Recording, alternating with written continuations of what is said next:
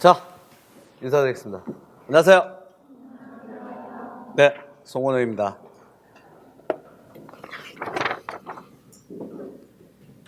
일단 미세먼지가 오늘 오후부터 거친다고 하니까 다행히 숨을 쉴 수 있네. 저는 미세먼지에다가 담배까지 피고 있으니까 뭐 제가 다 이 세상에 나쁜 것들 다 빨아 드릴 테니까 여러분들만은 건강하시고. 이제 3, 4월 교육과정 반 이제 국어교육론과 관련한 OT를 잠깐 하고 나서 본격적으로 좀 수업을 좀 들어가도록 하겠습니다. 일단 교재는 이거 교육과정 중심 이 교재는 아시죠? 이건 작년 거 개정되지는 않았어요. 네, 올해 아마 작업을 또 해서 내년 정도에는 개정하되 일단 그대로 이제 사용하면 되고, 그다음 기출교재는 이제 가지고 다니시고, 물론 이제 제 기출교재가 있다면 더 좋겠고, 없어도 여러분들 가지고 계시는 있는 기출교재는 가지고 다니시되 무거워요. 그래서 독서 영역 파트 부분은 좀 잘라서 다니셔도 무방한데, 가끔 가다가 제가 이제 화법 작문으로 넘어가는 경우가 있어요. 관련된. 그래서 그래도 일단 무거우면 그렇게 분리해서 가지고 다니시고, 그 다음 8주 정도 좀 과정에서 3, 4월 이 국어교육론 그 교육과정을 끝내기 때문에 좀 진도가 좀 빡빡하긴 해요. 그래서 기본적으로 그 제일 뒷장이죠. OT 자료 프린트물이 매주차 나갈 거예요. 오늘 이제 OT 자료만 있는데, OT 자료에 그 맨 제일 뒷장 보시면 그 진도표가 있을 거예요. 진도표. 프린트물은 뒤에. 네.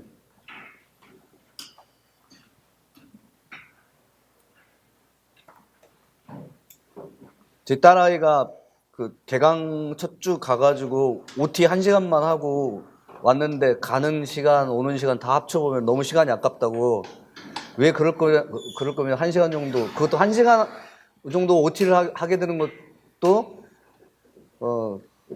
길게 한 거라고요. 어떤 교수님은 한 20분, 대학이에요, 대학. 20분 하고 가라고 해서 3시간짜리 연강 강의인데 화가 나가지고, 왜 이럴 거면은 하면서 새벽부터 일어나가지고 머리 감고 막 그랬어요. 강의객수만 주더라 이거죠. 강의객수만 어떻게 한다고, 교재 사가지고 오라고, 진도도 안 나가고. 자, 일단 강의객서 제일 마지막 장을 보시면 8회차 가운데에서 일단 이번 회차부터 3회차까지는 3월 21일까지요. 독서 파트 부분을 다룰 계획입니다. 그리고 4회차, 5회차가 4주, 5주죠.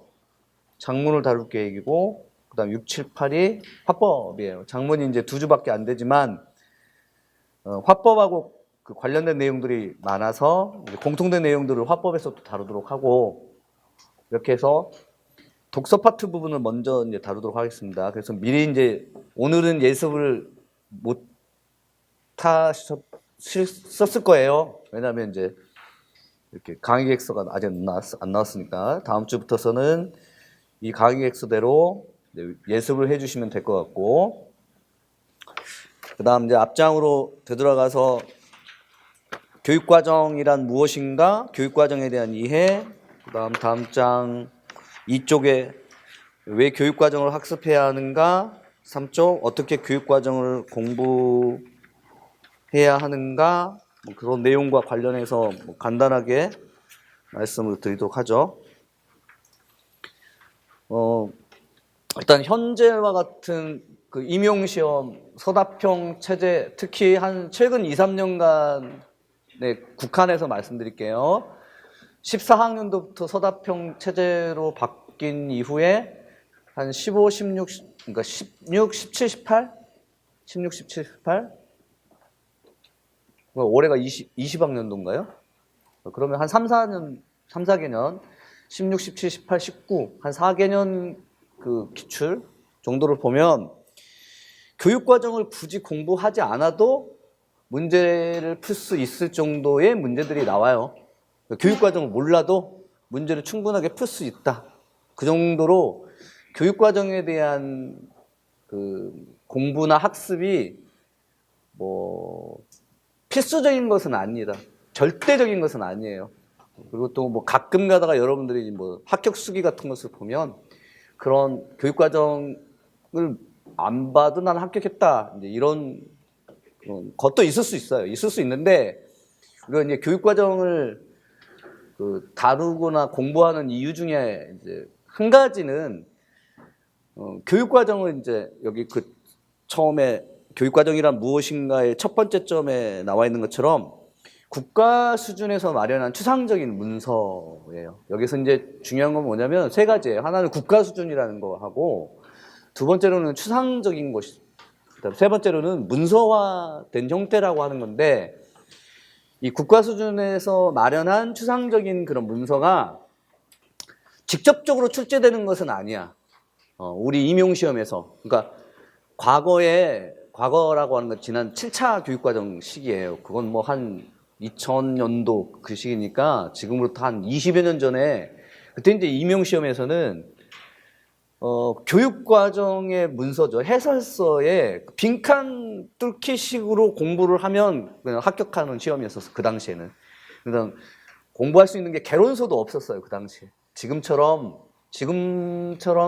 국어교육론이라고 하는 학문적인 과목도 체계화되지 못했고, 개론서조차도 있어봤자 뭐 88년도에 있었던 노명환 3인공조 정도, 그리고 다 국가 수준의 추상적인 문서인 교육과정 해설서하고 그다음 교사용지도서, 그것만 보면 됐었거든요. 그런 식으로 나오진 않죠. 그러니까 해설서의 내용이 직접적으로 빈칸 기입형으로 나오진 않죠. 나오지는 않는데, 다만 출제자들이 출제를 들어갔을 때 출제의 근거 같은 것을 교육과정 평가원장에게 제출을 해야 돼요. 이렇게 써야 돼. 쓸 때 그 출제의 근거들을 제시를 할 때 개론서나 뭐 논문, 그다음에 교육과정, 이렇게 이제 세 가지를 명시를 해요. 근데 이때 개론서나 논문은 어떤 학부생들은 그 개론서로 공부를 했지만 어떠한 학부생들은 그 개론서 공부하지 않은 경우도 왕왕 있어요. 가령 올해 출제되었던 독서 문제, 이거 제가 말하면 이 책도 잘 팔릴 것 같은데, 이쪽 부분에 나오는, 올해가 아니라 작년이죠. 이쪽 부분에 나오는 왜 교육과정을 학습해야 하는가의 그 A형 독서 문제 1번 문제, 이 지문은 사회평론에서 나온 독서교육론의 한쪽에 이렇게 그대로 있어요. 그대로. 토시 하나 안 바뀌고. 근데 이제 이런 경우 특정한 개론서에서 그 개론서에 있는 내용을 중심으로 해서 그대로 이제 발췌하는 경우는 드문 경우. 그렇게 해서도 안 되고. 그런데 이제 다행스럽게도 이 문제는 그 사회평론에서 나온 독서교육론을 개론서로 보지 않아도 문제를 충분하게 풀 수 있을 정도로 쉽게 나왔었어요.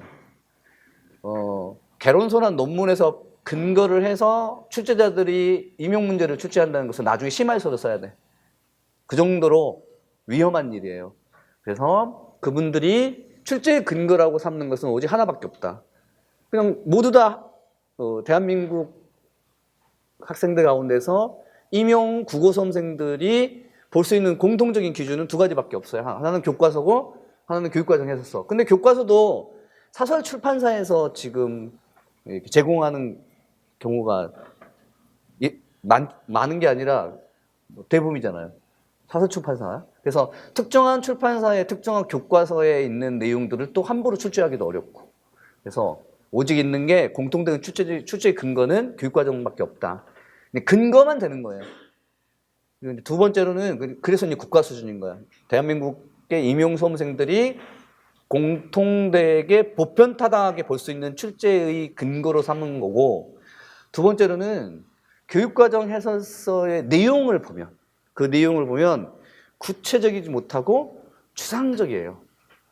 추상적일 수밖에 없는 게 구체적이라면 개론서 몇 권 정도를 이렇게 몇 권 정도의 분량이 필요한데도 불구하고 이게 국가 수준에서 마련한 추상적인 문서화된 형태로서 제시되어야 하기 때문에 그 개론서에 있는 내용들의 뭐 실험 사례라든가 구체적인 용례라든가 또는 인용 이런 것들을 모두 다 제거하고 거기서 남는 압축된 형태로, 그러니까 개론서에 있는 내용을 압축된 형태로 만든 게 교육과정이라고 봐도 무방합니다. 그 정도로 교육과정은 고도로 추상적이에요. 그래서 교육과정 해설서를 이제 여러분들이 교육과정 평가원에 들어가시면 또 어디서도 다운로드 받으시는지 잘 모르겠는데 들어가시면 교육과정 평가원 클릭하시면 교육과정 평가원 그 홈페이지 안에서 교육과정 센터의 홈페이지가 링크되어 있어요. 그래서 교육과정 센터로 다시 들어가시면 거기서 지난 1차 교육과정기부터 15교육과정까지 원문을 다운로드 받을 수 있어요. 그래서 원문을 다운로드 받으셔가지고 한번 보시면 두 문장을 못 읽어요.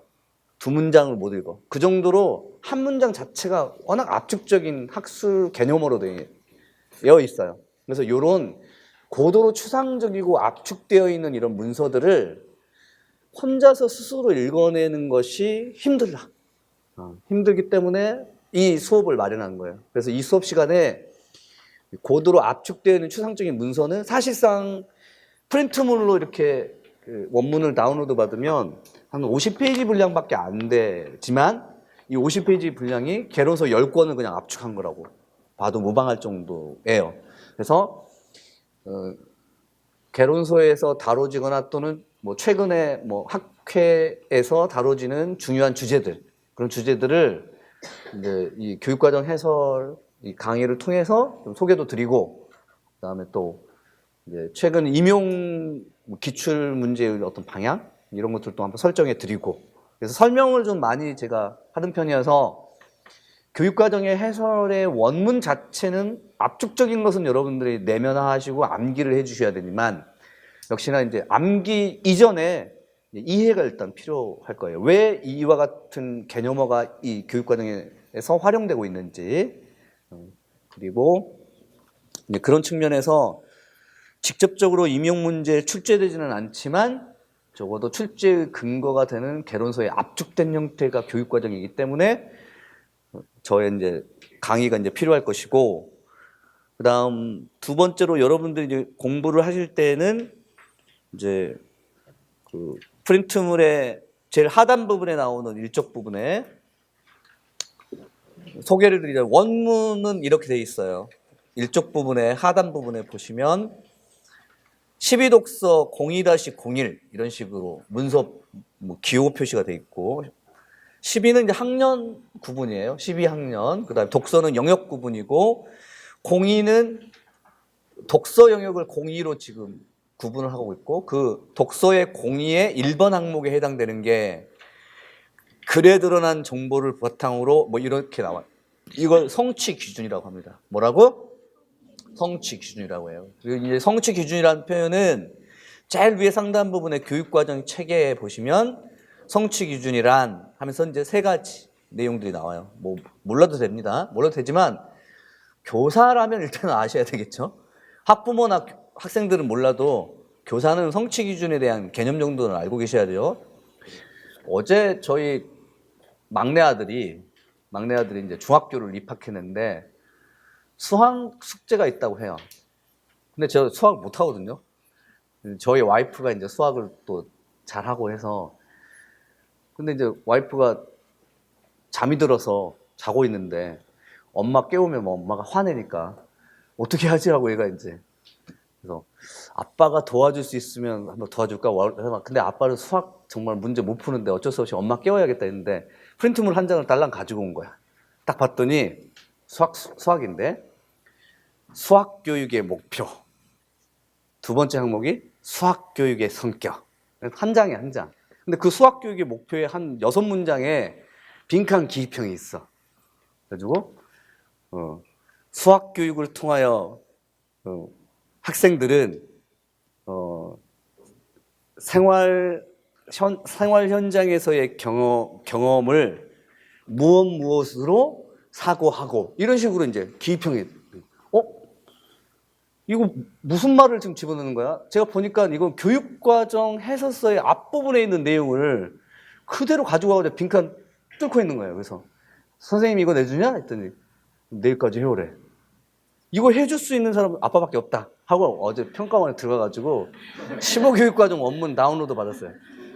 정말 고스란히 그대로 앞에 있더군요. 수학교육의 목표하고 합리적, 추론적, 그 다음에 사고력, 그 다음에 추론 능력, 이런 식으로 해서. 야, 이 어려운 단어를 지금 빈칸 기입형으로 너희들한테 문제 낸 거야? 이거 부모님 숙제야? 아니면 너네 숙제야? 했더니 자기들 숙제래요. 어떤 애가 한 명은 이미 했대요. 그래서 그 애는 아마도 지가 그냥 생각한 거고, 학원 선생님한테 가지고 가도 이거 아마 모를걸? 하면서 아빠 나 되니까 그래서 이제 옆에다 적으라 했어요. 이거 어디서 찾았어? 교육과정 평가원. 아빠랑 같이 찾았음. 어디로 들어갔어? 교육과정 해설서 원문 다운로드 받았음. 이거 적으라고 했었어요. 그런 숙제를 내줘요. 왜? 그 교사가 알아요. 수학교육의 성격이나 수학교육의 목표. 그러니까 국가 수준의 교육과정 해설서는 교사가 봐야 할 건데 학생들한테 그렇게 숙제를 내줘가지고, 물론 거기서 합리적인 사고, 문제 해결 능력, 그 다음에 분석, 추론, 종합적 사고력, 그다음에 수학적인 이해, 이런 것들이 빈칸 기입형이더군요. 딱 보니까 냄새가 풀풀 나.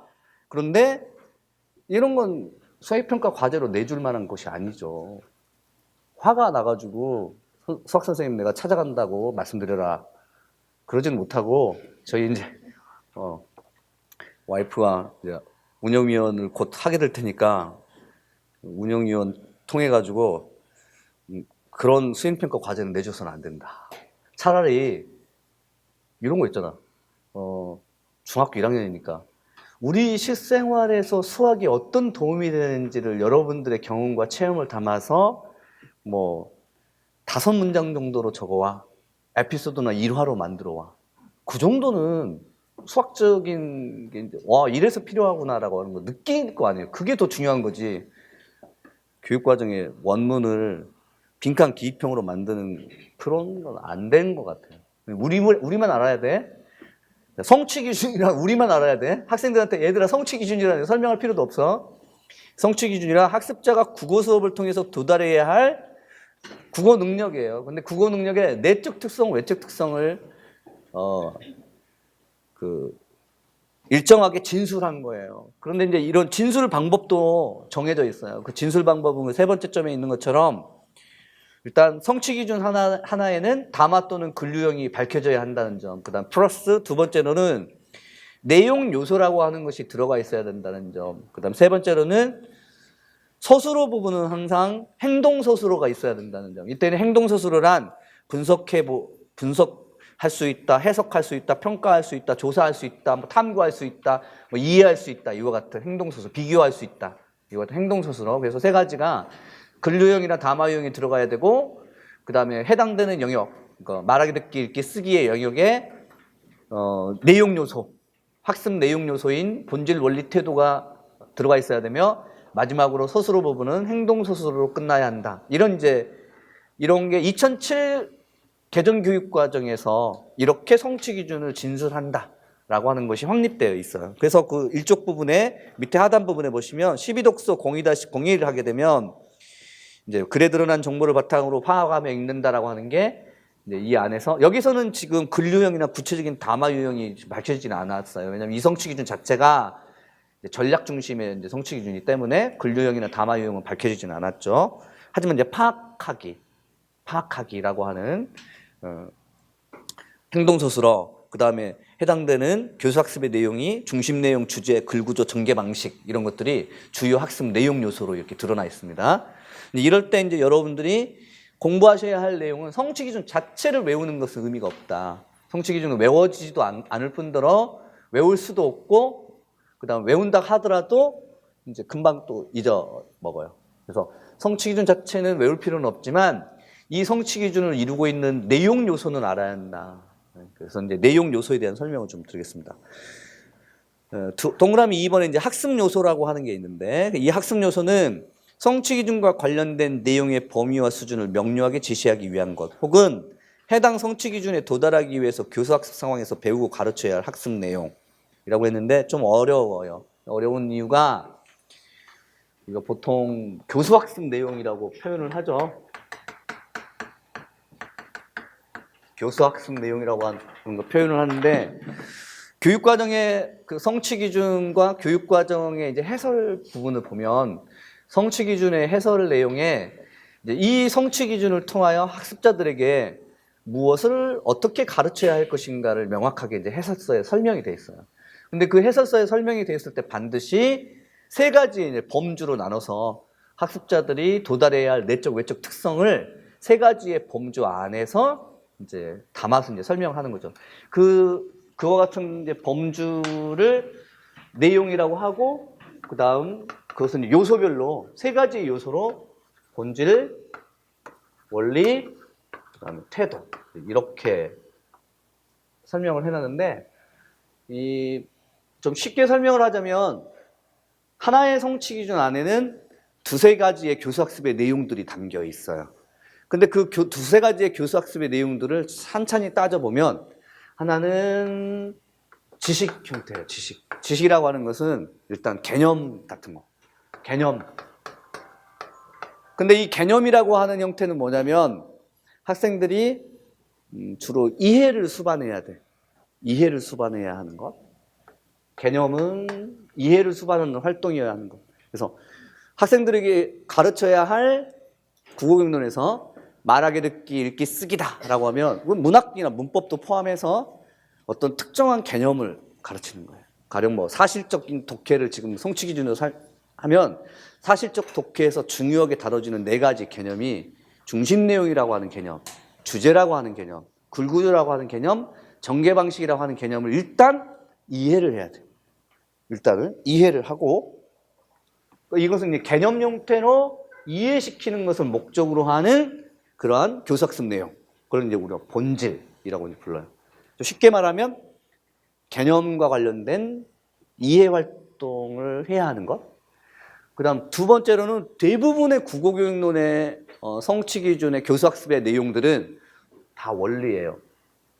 그런데 이제 이 원리는 크게 두 가지 차원으로 존재해요. 하나는 기능, 두 번째로는 전략. 그래서 보통 우리가 국어교육론에서 말하기, 듣기, 읽기, 쓰기의 기능 및 전략 이런 표현을 쓰죠. 이런 기능 및 전략은 본질을 이루고 있는 개념과는 좀 다른 차원으로 존재하는데 이것도 지식이고 원리도 사실 지식이에요. 학습자들에게 가르쳐야 할 교수학습의 내용 요소는 크게 보면 지식과 태도 두 가지밖에 없어요. 그렇게 해서 학습자들이 이러저러한 능력을 갖추게 되는 건데 근데 이 지식과 이 지식의 차이점은 뭐냐면 이 지식은 개념 형태로서의 이해를 수반하는 지식이라면 이 지식은 수행을 해야 돼. 수행을 해야 되고 이 수행이라고 하는 것은 실행하거나 실천에 옮겨서 얻는 지식들이에요.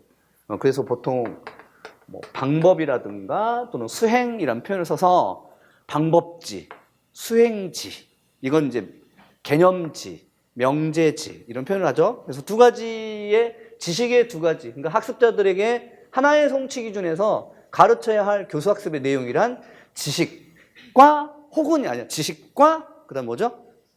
태도인데 이 지식은 다시 두 가지로 개념지나 명제지의 형태. 이 지식을 학생들에게 이해시키고 두 번째로는 국어교육론에서는 주로 수행을 통해서 이러저러한 문제 해결 방법들을 이제 학습하도록 하는 거예요. 방법지 또는 뭐 수행지라는 표현을 쓰지는 않죠. 절차지, 방법지. 지식의 두 가지 형태라고 하면 그래서 명제지, 개념지와 방법지, 절차지의 그 내용을 학생들에게 가르치도록 교육 과정이 이제 구성이 돼 있어요. 마지막에는 이와 같은 지식을 획득하면서 갖추어야 할 태도들. 그리고 이제 이 태도가 흥미, 동기, 습관, 가치관 이런 것들을 하나의 성취 기준에서 흥미, 동기, 뭐 습관, 가치관 중에 이제 하나 정도를 획득하도록, 습득하도록 이제 목표로 삼고 있다. 목표로 삼고 있다는 거 보시고요. 이런 교수학습의 내용들 가운데에서 임용 출제의 범위는 역시나 이런 부분이죠. 이런 부분. 개념, 기능, 그다음 전략. 이제 기능과 이제 전략에 대한 것은 독서 파트 부분을 할 때 이제 설명을 좀 더 드리도록 하겠습니다만 구분을 어떻게 하는지. 그래서 교육과정을 공부하실 때 이 교육과정은 기본적으로 학생들에게 가르쳐야 할 내용 요소 가운데에서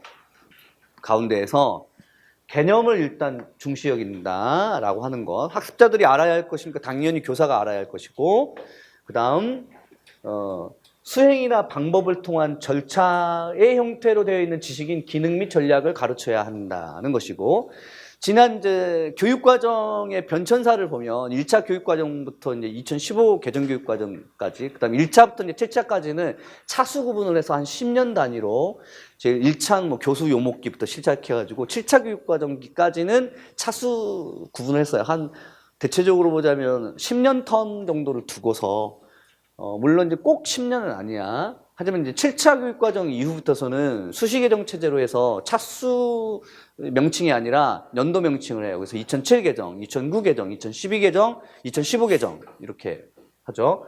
그런데 그 7차 교육과정 이제 각 차수별 교육과정의 특징들 가운데서 이제 2007 개정 교육과정이 바로 있기 전 7차 교육과정을 보통 전략중심 교육과정 이렇게 불러요. 그래서 이제 전략중심 교육과정이라고 부른 이유는 성취기준 자체가 아예 전략으로만 돼 있어.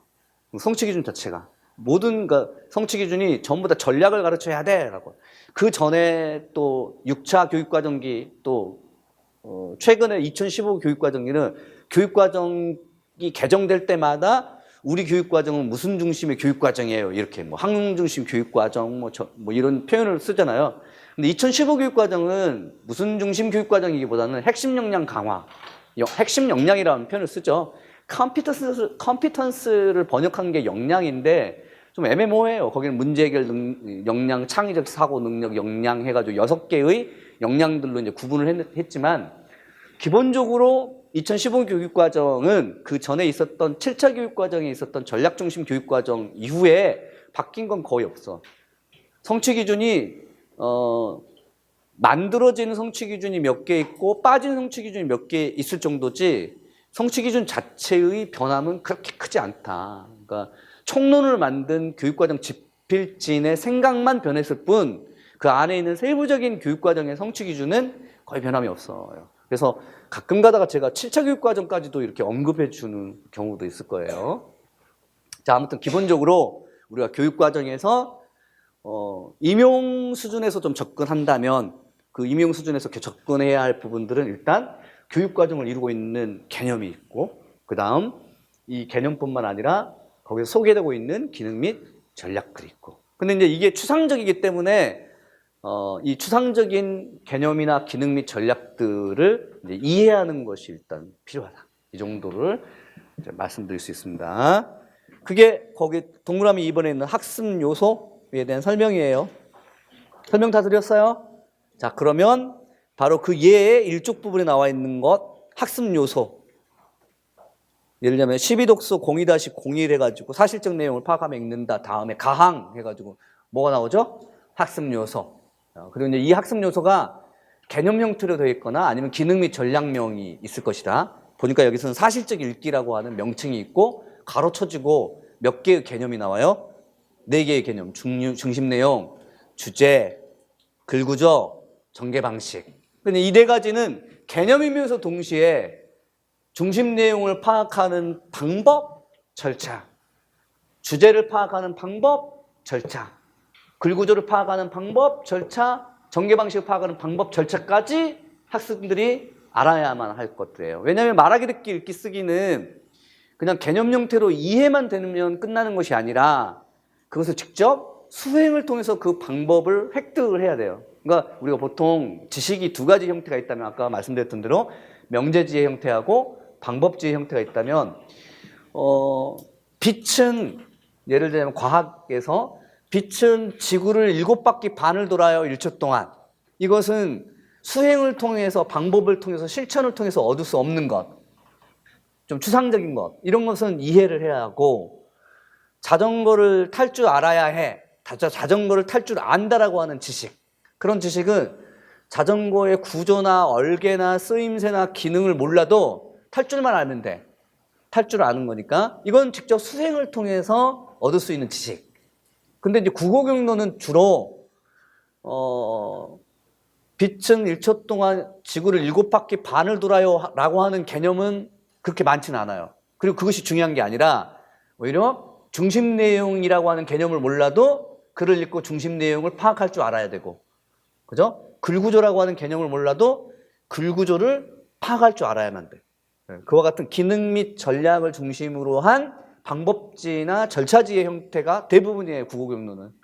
말하기, 듣기, 읽기, 쓰기는. 그래서 그 원리 파트인 여기는 기능 및 전략 부분이 중요하고, 하지만 이제 그렇게 중심 내용, 주제, 글구조, 전개 방식을 파악할 줄 알려면 적어도 이제 교사는 그와 같은 개념 정도로 좀 가르칠 수 있어야 되잖아. 그래서 개념, 그 다음에 그것을 파악하는 방법, 또 절차, 이런 두 가지를 학습 요소로 삼고 가르쳐야 돼.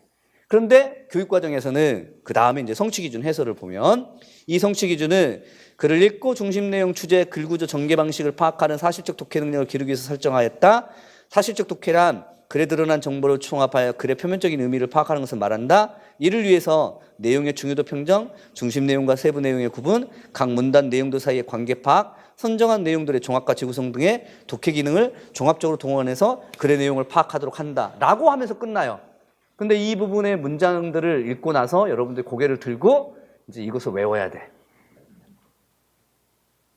근데 이 외우는 게 이해가 없는 암기이기 때문에 2시간 동안 외우고 30분 쉬고 나면 딱 까먹어요. 그래서 이제 이 부분에 대해서 사실적 독해 능력이란 무엇인가, 또는 중요도 평정이란 무엇인가, 각 문단들 사이의 의미 관계를 파악한다는 게 도대체 어떤 것인가를 구체적으로 이제 제가 설명을 좀 드리는 것이 이 수업의 이제 목표이겠죠. 그래서 이제 이 부분은 실제 임용 문제로 출제됐을 때는 한 편의 글이 주어진 상태에서 학생들이 이제 글을 읽어 나갈 때 예를 들면 중심 내용 파악을 잘 못하고 있으면 학습자들에게 이제 밑줄이 그어진 상태에서 이 학생이 중심 내용을 파악하지 못한 것의 문제점을 제시하고, 그럼 중심 내용 파악을 위한 지도 내용을 또는 학습 내용을 또는 개선할 점을 제시해봐라. 이런 식으로 이제 교사 차원으로 문제가 나오겠죠. 또는 또 다른 형태로 원래 이제 학습자들이 중심 내용을 파악해야 하지만 교사들에게 그것을 요구할 수도 있어요.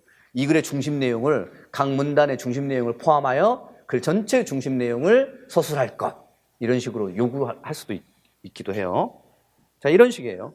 그 다음 장 또 넘겨보시면 교수 학습 방법 및 유의사항과 평가 방법 및 유의사항이 쭉 나와 있어서 하나의 성취 기준에 4가지 항목이 이렇게 달려 있어요. 학습 내용 요소, 그다음에 성취 기준에 대한 해설, 교수 학습 방법 및 유의사항, 평가 방법 및 유의사항, 이렇게 4가지 항목들이 존재하고, 이 4가지 항목들을 이루고 있는 개념과 절차와 방법들을 이제 제가 설명을 해드리도록 합니다. 그래서 보통 수업은 성취 기준 하나를 한 30분 동안 설명을 해요. 지루하죠? 그런데 문제는 뭐냐면 이 성취 기준 하나를 이루고 있는 핵심 개념이 만만치가 않다는 얘기야. 그러니까 중심 내용, 주제, 글구조, 전개 방식, 이 4가지의 사실적 독해와 관련되어 있는 4가지 개념이어도 이 4가지 개념은 개론서를 보면 중심 내용이나 주제가 한 2페이지 정도에 설명되어 있거나, 글구조나 전개 방식은 막 한 챕터를 이루고 있어요. 글구조 1호원 해가지고. 이제 그 정도로 굉장히 깊이 있는 내용이고, 또 하나는 여기서 단순하게 글구조와 전개 방식을 파악하면서 글을 읽을 수 있도록 지도한다라고 했지만, 사실 또 글구조와 관련돼서는 5개의 글구조, 예를 들면 수직구조, 기술구조, 문제해결, 비교대조, 인과구조에 대한 구체적 설명이 없는 채 임용 문제에서는 윗글의 글구조에 대한 글구조 파악을 다음과 같은 절차로 지도하고자 한다. 학생들이 글구조 파악을 잘했는지 못했는지를 문제점을 진단하라. 이런 문제가 나왔을 때 글구조란 뭐지? 글구조 개념? 그 다음 글구조는 어떤 종류로 나누지? 글구조를 학습하게 되면 어떤 의의가 있지? 글구조 파악하는 방법이 뭐지? 이런 설명이 교육과정에 있어 없어? 없어요, 없어. 없어서 문제예요, 없어서. 가르치라고 해놓고 없어. 없어야 정상이에요. 만약 있다면 그건 너무 디테일해. 국가 수준의 추상적인 문서의 교육과정으로는 어울리진 않아. 너무 디테일해. 그래서 여기에서는 이제 각 개론서를 훑어봐야 돼. 어떤 학자는 킨치라고 하는 학자는 글 구조를 기술, 집합, 또 문제 해결, 인과 이걸 5개의 구조로 나누고, 캐롤이라고 하는 학자는 글 구조를 수집, 비교대조, 문제 해결, 인과 4개의 구조로 나누고. 근데 임용 문제에서는 킨치의 용어로 글 구조를 5가지로 분류하고, 또 어떤 임용 문제에서는 모의평가에서는 4개, 그 다음에 실제 기출문제에서는 5개, 이런 식으로 글 구조의 분류 방법들이 각각 또 학자들에 따라서 달라서 그 많은 내용들을 이제 여러분들이 아셔야 돼요. 그래서 이것도 있지만, 이렇게 5개의 글 구조로 분류하는 방법도 있지만, 4개의 글 구조로 분류를 할 때 수직 구조라는 표현을 쓴다, 집합이나 기술 구조라는 표현을 쓰지 않는다, 이런 걸 이제 정확히 들어야 돼요. 안 그러면 여러분들이 시중에 나와 있는 개론서를 한 10권 정도로 봐야 돼. 그러면 안 돼. 제 수업만 들으면 돼요. 자, 이 정도로 해서 교육과정 해설서의 내용이 추상적인데 구체적으로 제시되어 있지 않기 때문에 그 구체적인 내용들을 우리가 이해하는 것이 일단 필요하고, 그 다음에 암기하자. 그 다음 두 번째는 왜 교육과정을 학습해야 하는가는 당연한 건데, 그 작년도 A형 문제 1번에 나왔던 니은번에 들어가야 할 빈칸 기입형의 답이 사회적이라는 답이었었어요. 사회적. 그리고 이제 여기는 독서에 대한 설명인데, 그 설명이 이렇습니다. 이제 보기를 이제 읽어볼게요. 독서는 독자 개인의 경험과 배경 지식을 활용해서 의미를 구성하는 활동으로 인식되어 왔다. 우리가 임용 문제를 공부하는 이유 중에 하나가 문제에 대한 정답을, 그러니까 임용 공부하는 문제가 아니라 임용 공부를 하는 방법들 가운데 이제 하나가 문제에 대한 정답을 도출하기까지의 과정, 서답형이니까 정답을 내가 쓸 수 있는 능력이 있는가, 이건데, 이제 그것보다는 문제 자체를 읽을 줄 아는 능력이 있는가도 관건이에요. 지금 첫 문장이 무엇으로 되어 있냐면, 독서는 의미를 구성하는 활동으로 인식되어 왔다. 이 부분이에요. 의미 구성이라고 하는 개념. 의미 구성. 그러니까 첫 문장을 읽으면서 독서는 의미 구성. 근데 이 독서가 의미 구성이라고 하는 것이 어떤 데에서 이제 근거되어서 이렇게 보기로 출제가 되는가 이거죠. 밑에 이제 관련 교육과정 보시면 2015 중학교예요.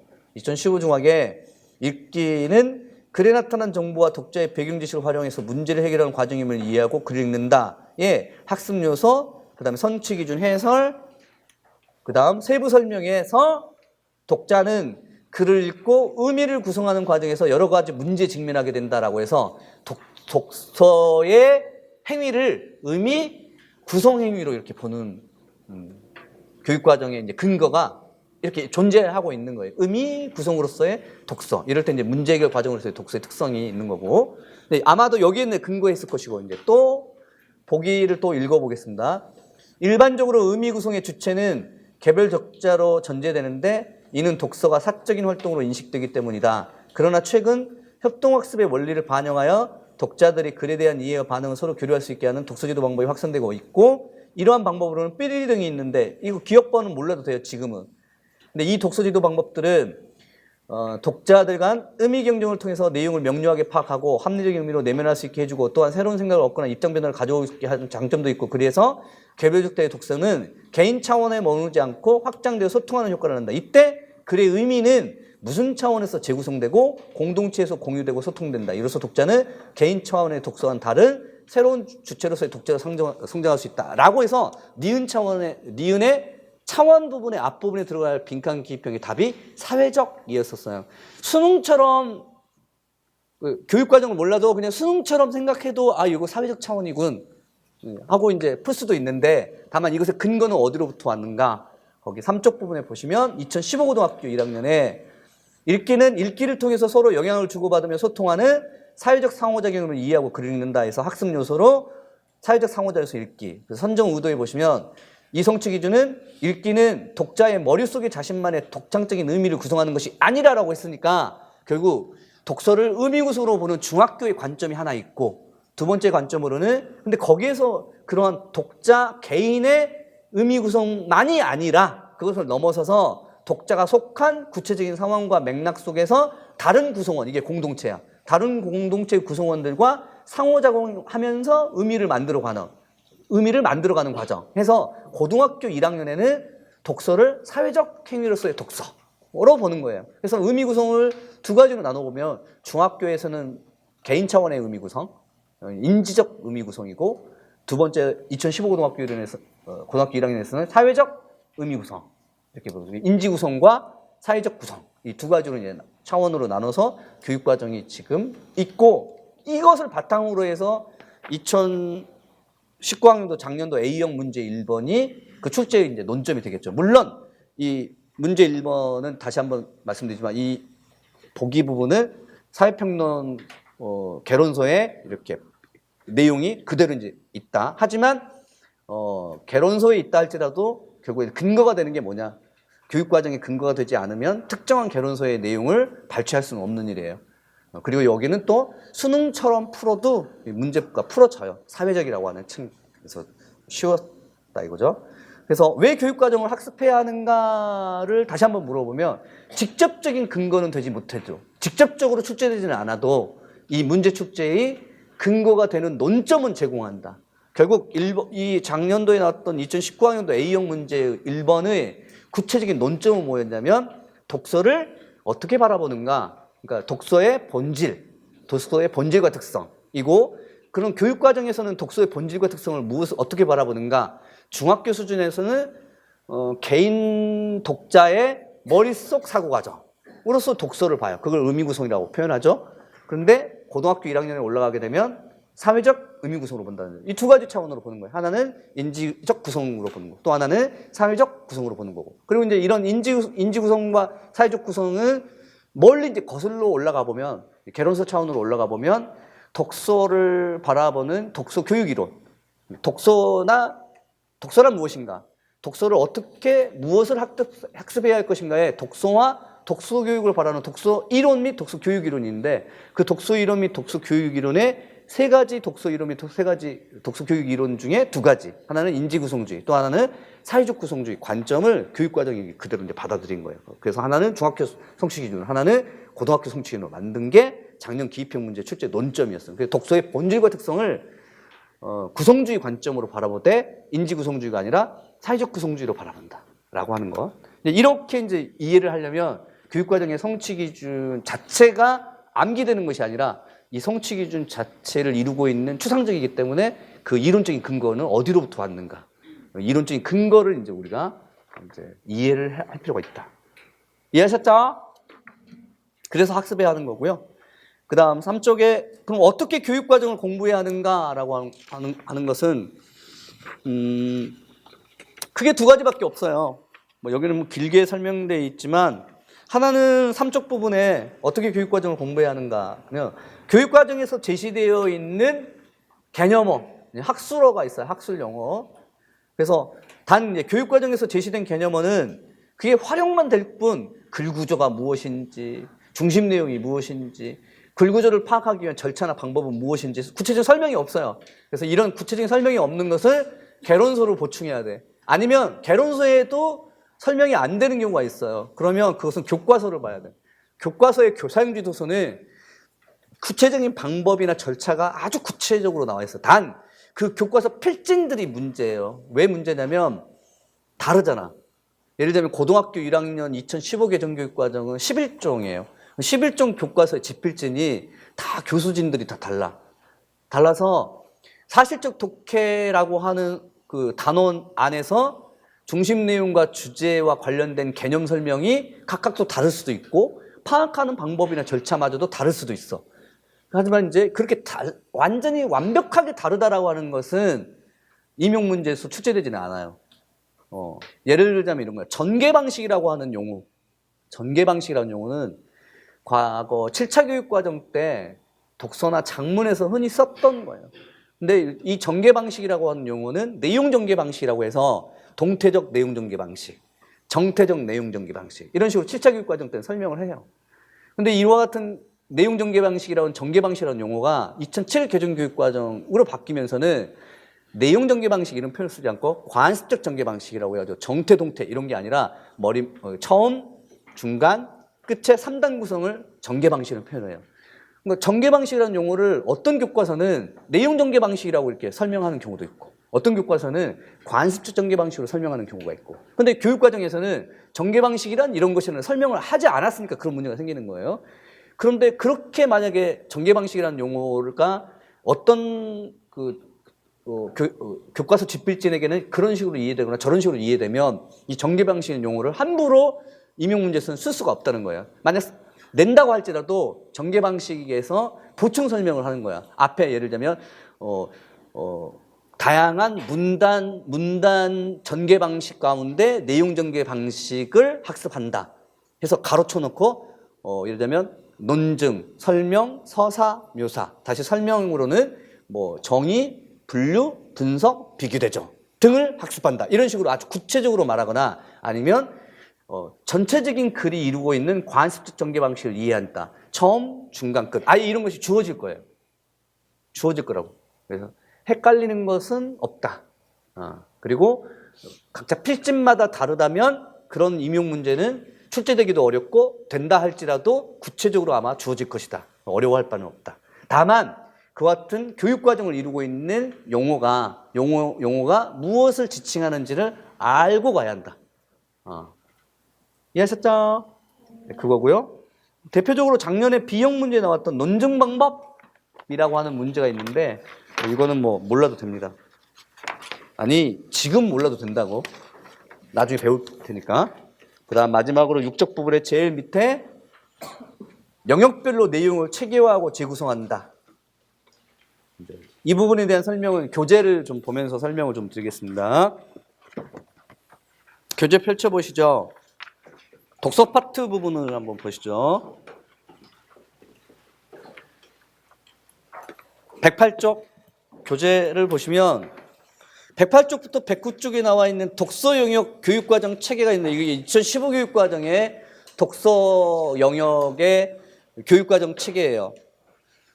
독서는 교과목 명칭이고 읽기가 영역 명칭이에요. 그러니까 듣기, 말하기, 쓰기, 읽기. 그죠? 그러니까 우리가 화법, 독서, 장문 이거는 교육과정의 명칭이 아니에요. 또 기능 영역의 명칭이 아니에요. 그러니까 우리가 보통 언어, 기능 이런 표현을 쓰거나 언어, 사용이라는 표현을 쓰고 영역이라고 하잖아요. 국어과를 이루고 있는 국어교과죠. 국어교과를 이루고 있는 영역은 몇 개의 영역이야? 3개의 영역이에요. 3개의 영역. 일단 언어, 기능 영역, 언어, 사용 영역, 또 뭐죠? 문학, 그 다음 뭐죠? 문법. 그 전에는 뭐 언어 지식이라고 또 표현하기도 해요. 문법, 문학과 문법 영역이고 이건 영역명. 그 언어 기능이나 언어 상여용 영역은 몇 개로 또 영역 구분이 돼? 하위? 몇 개? 3개. 하나는 뭐죠? 듣기 말하기. 이것은 영역이 하나로 구분돼요. 하나예요, 하나. 듣기 말하기를 영역 구분을 하지 않습니다. 2015는. 그 전에 2012까지는 듣기, 말하기, 그다음에 읽기, 쓰기 4영역 전체적인 6영역이죠. 그러니까 듣기, 말하기 뭐 이렇게 해서 읽기, 쓰기인데 2015에서는 5영역. 듣기, 말하기, 읽기, 쓰기, 문학, 문법. 근데 이건 이제 영역 명칭, 기능 영역, 사용 영역의 영역 명칭이고 이 듣기 말하기의 교과목 명칭은 뭐예요? 교과목, 화법, 읽기는 독서, 쓰기는 장문 이런 교과목 명칭이에요. 근데 이 교과목 명칭을 고등학교 2학년에는 선택교과의 명칭으로 이제 삼아요. 그래서 독서, 뭐 장문, 화법 이런 식으로 엄밀하게 말하자면 독서, 화법, 장문이라고 하는 명칭은 교과목 명칭이지 기능 영역이 아니다. 그래서 읽기 영역 혹은 독서라고 하는 과목의 교육과정의 성취 기준은 108쪽에 나오는 중1, 3학년군 고등학교 1학년의 읽기 영역, 고등학교 2학년의 독서와 문법 이거 잘못돼 있어요. 독서와 문법이 아니에요. 문법이 교과목 명칭으로는 독서와 문법은 없어요. 지금은 독서 따로 있고 그 다음에 매체와 문법이죠. 매체와 언어인가요? 언어와 매체? 네, 언어와 매체라고 하는 교과목 명칭으로 바뀌었죠. 독서와 문법 없어졌어요. 여기는 지금 문법을 지워버리시고 고등학교 2학년 독서 이렇게 있고요. 이렇게 이제 성취 기준이 중학교에 한 10개, 그 다음에 고등학교에 5개, 그 다음에 고등학교 1학년에 5개, 고등학교 2학년에 몇 개야 이게? 한 10개 이상이 되겠죠. 이렇게 해서 성취 기준만 가지고서 보면 한 30개 정도의 성취 기준이 존재한다. 근데 이 성취 기준을 학년별로, 예를 들면 중학교 1항부터 시작해서 고등학교 2학년 12독서 4-2항까지 이렇게 성취 기준을 순서대로 이렇게 공부하는 것은 의미가 없어요. 이걸 재구성해야 돼. 재구성해야 돼. 근데 이제 재구성할 때는 당연히 이제 다 재구성해야 하는 체계적인 분류 기준이 있어야 되잖아요. 그 분류 기준이 일단 고등학교 2학년 독서 교과서의 분류 기준. 예를 들면 첫 번째는 독서의 본질. 두 번째로는 독서의 방법. 세 번째는 독서의 분야. 네 번째는 독서의 태도라고 하는 이 분류 기준을 따르기도 하고, 이제 또 하나는 기출교재를 보세요. 기출교재를 보시면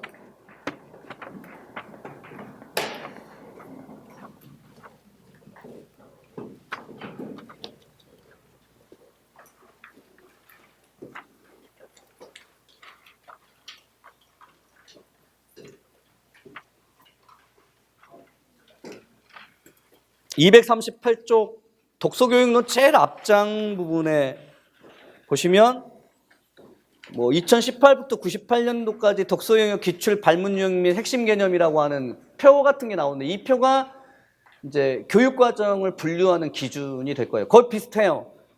그래서 1 시작하면 독서의 본질과 특성. 그 다음에 넘겨보시면 240쪽에 이 독서 과정의 기능과 전략에 대한 이해. 그러니까 본질과 특성, 기능과 전략에 대한 이해. 여기 보시죠. 독서의 본질과 특성, 그 다음에 기능과 전략에 대한 이해. 이렇게 돼 있어요. 그러니까 이게 분류 기준이에요. 본질과 특성, 기능과 전략에 대한 이해. 그 다음에 3 넘겨보시면 242쪽에 3 뭐 있죠? 태도. 3이 여기 독서 태도예요. 여기가 태도. 그래서 1 본질, 2 기능과 전략, 3 태도. 이런 식으로 나누고 4가 텍스트. 그 다음에 243쪽에 5가 독서교육에 대한 원리로 끝나고, 그 다음에 244쪽에 이제 제일 밑에 하단 부분에 독서 영역 교수학습의 실제에서 교수학습과 평가 이런 식으로 이제 나눠지고 있어요. 그래서 이 분류기준 표에 의해서 본질, 기능과 전략, 태도, 텍스트 유형, 그 다음에 교과교육론 이런 식으로 재구성을 한번 해보는 거예요. 아셨죠? 그러면 어떻게 되냐면 110쪽, 111쪽과 같은 모습이 돼요. 아까 30개 정도의 성취 기준이, 학년별 성취 기준이 제 교재에 110쪽과 111쪽에 나오는 식으로 재구성이 돼요. 본질, 그 다음에 기능 및 전략을 방법이라고 보고, 근류형, 태도, 그 다음에 교과교육인 교수학습 및 평가가 이제 붙어 있어요. 이렇게 이제 분류가 됩니다.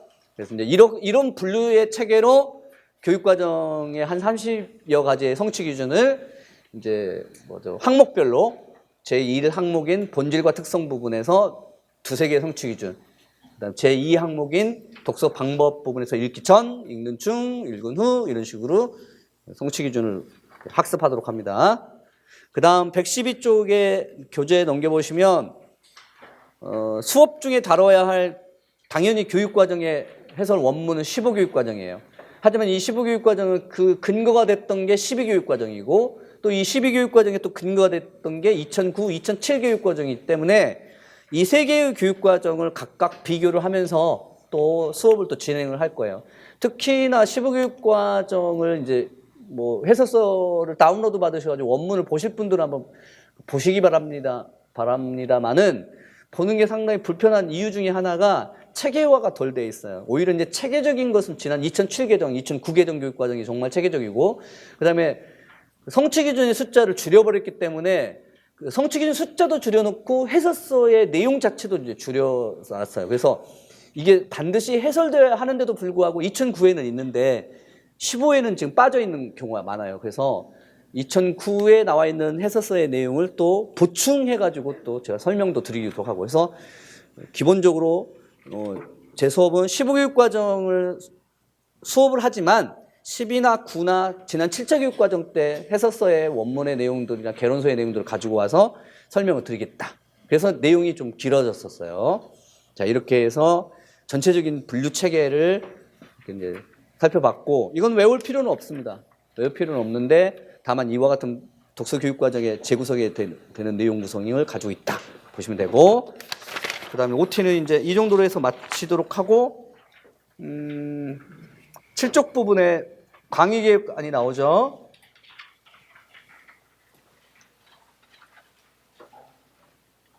일단 뭐 강좌 특성, 강좌 개관 부분에 강좌 기간의 세 번째 점에 나오는 기출문제 분석은 당연히 이 수업 시간에 해당되는 교육과정에 근거가 되는 기출문제가 있으면 반드시 다룹니다. 그래서 기출문제를 같이 보도록 하고, 그 다음에 형성평가는 다음 주부터 실시할 거예요. 오늘 배웠던 내용들 관련해서 서답형 문제 출제를 하고, 끝나는 시간이 6시 30분인데 대중 없습니다. 6시에 끝날 수도 있고, 삘 받으면 7시 반, 8시까지 할 수도 있고, 9시까지 하는 경우는 없어요. 빨리 끝나는 경우가 대부분이에요. 6시 30분 정도. 그래서 약속 시간 잡으면 6시 30분 지나서 잡시 바라고. 수강생 특전은 뭐 학습 상담은 그렇다 치고, 최근 6개년 기출해설 특강이 3, 4월에 일요일 날 있을 겁니다. 근데 하루 동안 진행되기는 어려워요. 이제 지난달 1, 2월은 2019학년도 기출해설 특강을 했고, 최근 6개년 기출해설 특강은 따로 제가, 물론 기출문제는 수업 시간에 보지만 6개년 서답형만 모아가지고 영역별 구분을 해가지고 기출해설 특강은 일요일날 할 겁니다. 이건 나중에 공지를 해드릴 거예요. 그래서 참여하실 분들 참여하고, 참여하지 못하신 분들은 인강으로 들으셔도 되고, 아마 원래는 하루 동안 기획될 거지만 특강 일정은 하루 동안은 안 될 거예요. 그래서 국어경론을 한 2주에 걸쳐서, 문학경론 2주에 걸쳐서, 그래서 한 4주간 진행될 거고요. 시간은 아마 일요일 날 10시부터 6시 반까지인데, 이 시간도 일정치가 않아요. 6시 반에 끝날 수도 있고, 그 전에 끝날 수도 있고. 그래서 일단 이 요일은 일정은 공지를 해드리겠습니다. 그리고 이제 주차별 강의 객수는 독서부터 먼저 한다는 점 이렇게 말씀드리고. 그 다음, 여기는 이제 없지만, 스터디를 하실 분들은 오늘 수업 끝나시고, 스터디는 뭐 제가 이렇게 정해드리는 건 없고, 그냥 운이에요, 운. 그래서 앉아있는 그 좌석에서 그냥 몇 명씩 이렇게 스터디 팀을 필요하시다면, 수업이 끝나시면 스터디가 필요하신 분들은 좀 남으셔가지고, 이제 스터디를 제가 꾸려드리면, 이제 의욕을 가지고 의무적으로 좀 하실 필요가 있습니다. 자, 이제 여기까지는 이제 공식적인 OT에 대한 설명이었고, 좀 딱딱했으니까, 저는 지금 올해 너무나 자랑스러운 일이 있습니다. 그 자랑스러운 일이 뭐냐면, 조교 3명을 한 방에 제가 합격을 시킨 거야. 조교는 저는 1년에 1명밖에 안 써요. 근데 작년에 조교 3명이 한꺼번에 합격했던 이유가, 작년 조교, 그 다음에 4년 전 조교, 그 다음에 5년 전 조교가 작년에 이제 한꺼번에 합격한 거죠. 근데 5년 전 조교는 나이가 이제 35이고, 그 전에 이제 저를 만났을 때 나이가 한 29, 30이었고, 이제 기간제를 한 3년 정도 하다가 작년에 1년 동안 올인한다고 이제 서울에 올라와가지고 이제 했었어요.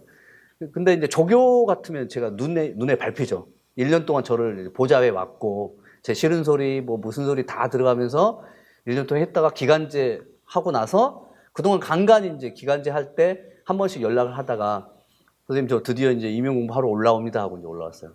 4년 전 조교는 또 저한테 2년 정도를 조교를 하고, 2년 정도는 그냥 조교를 안 한 상태에서 공부만 했었던 학원에 이제 있으면서 눈에 밟히죠, 조교는. 근데 작년 조교는 초수 같은 지수. 그냥 4학년 때 한번 시험을 보고, 교육학과 출신이에요, 또.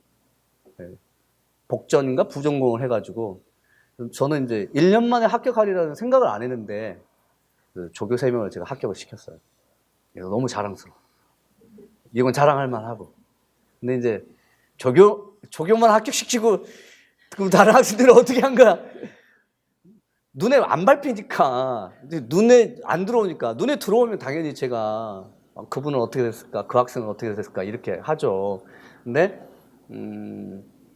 3명한테 제가 모두 다 합격 전화를 받고 요구했던 게 있어요. 합격 수기 써달라. 안 써주더라고요.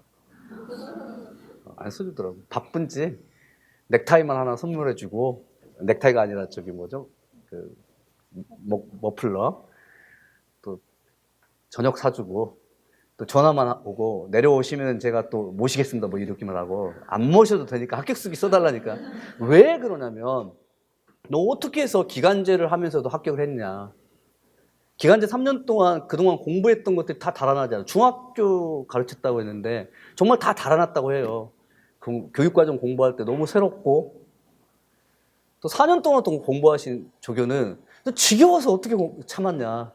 지겨운데 했던 공부 또 하고 했던 공부 또 하고, 또 선생님이 저 농담 또 하겠지, 또 저기에서는 또 막내 아들 이야기가 나오겠지 뭐 이런 거 있잖아.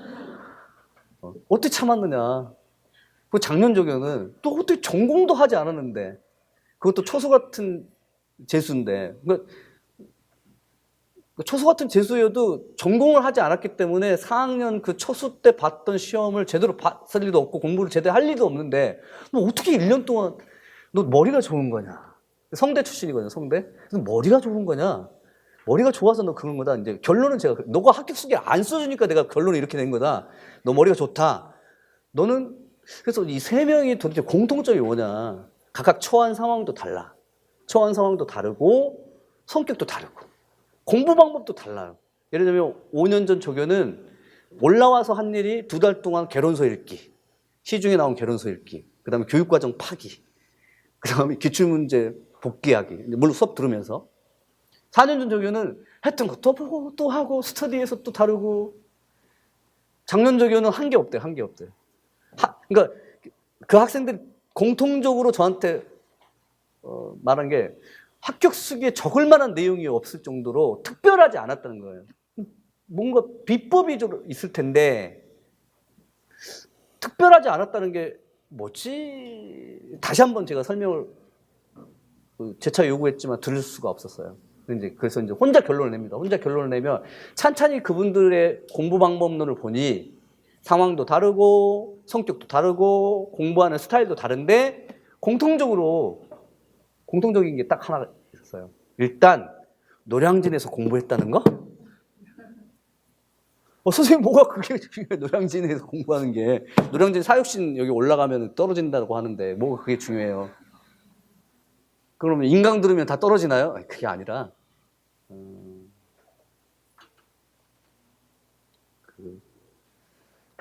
반복되는 일상인데 습관화 자동화됐다는 거예요. 그냥 아침에 일어나가지고 학원 가야지. 아침에 일어나가지고 그냥 아무 생각 없이 학원을 오는 거고, 수업 들어야지. 수업 끝나면 스터디 해야지. 이런 걸 1년 동안 내가 반복했다는 거. 그리고 이제 제 작년 조교가 특히 하는 말이, 너 그러면 내가 지금 학생들한테 해줄 말을 있어야 되는데 좀 초수 같은 재수생으로서 해주고 싶은 말. 송 선생님이 하라는 대로 하세요. 아니 그건 말고, 그런 말 말고 해주고 싶은 말이 뭐냐 그랬더니, 아무 생각 없이 공부하래. 아무 생각 없이.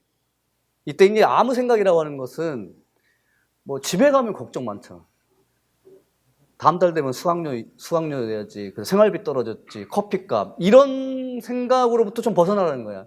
아무 생각 없이, 정말. 그러니까 좀 어떤 의미에서 보자면 생활을 좀 단순화하고 생각을 좀 단순화하는 거예요. 복잡한 생활이나 생각은 임용에 도움이 안 돼요. 오히려 이제 고민해야 할 것은 왜 사실적 독해가 4가지밖에 없지? 이런 걸 고민해야지. 오늘 99-1번 버스 탈까 99-4번 버스 탈까, 이건 고민할 사항이 아니라는 거예요. 오늘 남자친구하고 싸웠는데 이걸 어떻게 풀어야 할까, 이런 것은 임용에서 고민해야 할 사항이 아니다. 이거는 실천해서 선택해가지고 빨리 실행에 선택하는 것들이고, 고민해야 할 것은 오히려 임용과 관련되어 있는 내용을 고민해야 한다. 그래서 생활을 단순화하고 사고를 단순화하는 것, 생각 많이 할 필요가 없다.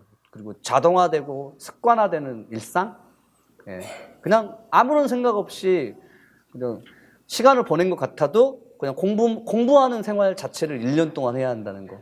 그게 아마도 공통점일 것 같아요.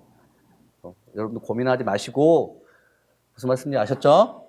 그냥 아침에 일어나면 노량진에 와야 돼. 직강 그러면 인강을 들으시면 인강 수업 들어야 돼.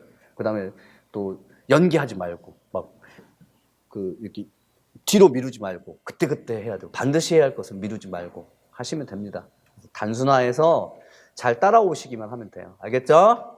네, 이 정도 OT 마치고 그 다음에 수업 들어가겠습니다.